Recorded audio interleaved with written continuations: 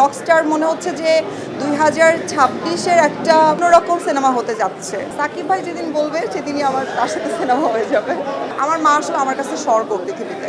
কোরবানি ঈদ নিয়ে আসলে একটা অন্য রকমের এক্সাইটমেন্ট থাকে। আমি তো রেগুলার এখন ছোট পর্দায় কাজ করছি, সো ওটাই করছি। টিভিসি করা হচ্ছে, পাশাপাশি ফটোশ্যুট করা হচ্ছে। সো ঈদের কাজ নিয়ে এখন ব্যস্ত। সাকিব ভাইয়ের সাথে সিনেমা, সাকিব ভাই যেদিন বলবে সেদিনই তার সাথে সিনেমা হয়ে যাবে। সাকিব ভাইয়ার সব সিনেমার ট্রিজার, ট্রেলার, সিনেমা সব কিছু আমি দেখি, কখনো কোনোটা মিস করি না, বিকজ আমি তার অনেক বড় ফ্যান। সো আমি দেখি সবসময়। আজকে একটা মুসলিম শাড়ি পরেছি, যেটা আমার নিজের ডিজাইন করা, নিজেই সব কিছু করেছি। অ্যান্ড ব্লাউজটা হচ্ছে একটা বিএম ফ্যাশন নামে একটা পেজ থেকে নেওয়া। এই তো নিজেই সব কিছু করেছি, আমার ভাগ্নি আমাকে মেকওভার করে দিচ্ছে, দ্যাটস ইট। ঈদে আসলে অনেক নাটক আসছে এবং ওটিটির কাজ করা হচ্ছে, সামনে বেশ কয়েকটা ওটিটির কাজ আসছে। আমার রিসেন্ট একটা ওটিটির কাজ রিলিজও হয়েছে চ্যানেল আইতে, পাপ কাহিনী, যেটা অলরেডি অনেকে দেখেছে এবং বেশ প্রশংসা করেছে। অ্যান্ড থ্যাংক ইউ সবাইকে সেটার জন্য। এই তো ঈদে আসলে ঈদের কাজ নিয়ে ব্যস্ত এখন আপাতত। ঈদের ছোটো পর্দার যত নাটক, সলো কাজগুলো অ্যান্ড ওটিটির কাজ, টিভিসি, এগুলো নিয়ে ব্যস্ত আপাতত। টিভি ড্রামা বলবো, মানে যেটাকে বলে যে ছোট পর্দায় কাজ করা সবথেকে পছন্দের, সবথেকে সুন্দর কাজ, যেটা আমার খুব পছন্দের। আর আজান প্রজেক্টটা করতে যে আমাদের যতগুলো কান্নার সিন ছিল, সেগুলো তো আমার একদম ন্যাচারাল কান্না, মানে আমি কোনো গ্লিসারিন ইউজ করি নেই। আর সত্যি বলতে মা ব্যাপারটাই তো আসলে অন্যরকম। মাদের জন্য ভালোবাসা তো সবসময় অনেক, সব মায়েদের জন্য অনেক দোয়া, অনেক ভালোবাসা। আমার মা আসলে আমার কাছে স্বর্গ পৃথিবীতে। সো এটা আসলে মুখের ভাষায় প্রকাশ করার মতো না। আর হামের জন্য যেটা বলবো, যে অনেক শিশুদের আসলে হাম আক্রান্ত হয়েছে, সেসব মায়েদের জন্য আসলে অনেক অনেক সমবেদনা। আর এছাড়া আসলে বলার কিছুই নেই।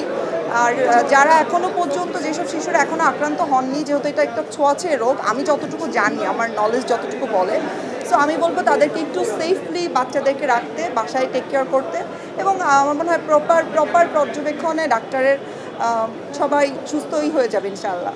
সাকিব খানের ট্রিজার আসলে সবসময় ভালো লাগারই হয়, এবং আমার কাছে রকস্টার মনে হচ্ছে যে 2026-এর একটা অন্যরকম সিনেমা হতে যাচ্ছে হোপফুলি। এবং রকস্টারের যে ডিরেক্টর রুশো, ওর সাথে আমার কাজ করা হয়েছে, আমি বেশ কয়েকটা টিভিসির কাজ করেছি রুশোর সাথে, and he is a very good director. So আমি খুব আশাবাদী ইনশাআল্লাহ। সাকিব ভাই তো অলওয়েজ রকস্টারই। তো ইনশাআল্লাহ ভালো কিছু হবে। দেখেন, আসলে আমি তো সিনেমা করে এসেছি, আমার অলরেডি প্রথম কাজই ছিল সিনেমা, এবং নায়িকা হওয়ার যে জায়গাটা থাকে, বা নায়িকা হওয়ার জন্য যে ইচ্ছাটা থাকে, ভালো লাগাটা থাকে, সেটা তো সবসময়ই থাকে। সবসময় আসলে ইচ্ছা হয় যে নায়িকার চরিত্রেই কাজ করি, নায়িকার মতোই কিছু একটা হোক, সুন্দর কোনো কাজ হোক। এবং আমি ছোট পর্দায় যতগুলো কাজ করছি, সেগুলো খুব বেছে বেছে কাজ করি ইনশাআল্লাহ। এখন পর্যন্ত চেষ্টা করেছি সব কাজগুলো বেছে বেছে করারই। ইনশাআল্লাহ সামনেও হয়তো সাকিব ভাইয়াদের কোনো কল আসলে, বা গুড কোনো প্রজেক্টের কল আসলে নিশ্চয়ই করব। আচ্ছা, আমাদের বাসায় আসলে ছোটোবেলা থেকে আমরা কোরবানি দেখেছি, এবং আলহামদুলিল্লাহ ওই অ্যাবিলিটি ছিল, আমরা কোরবানি দেই। কোরবানি ঈদ নিয়ে আসলে একটা অন্য রকমের এক্সাইটমেন্ট থাকে, কারণ আমি গরুর মাংস নিজে খেতে খুব পছন্দ করি, এবং আমাদের বাসায় বিভিন্ন ধরনের ডিশ তৈরি করা হয়, যেগুলো আসলে পছন্দের।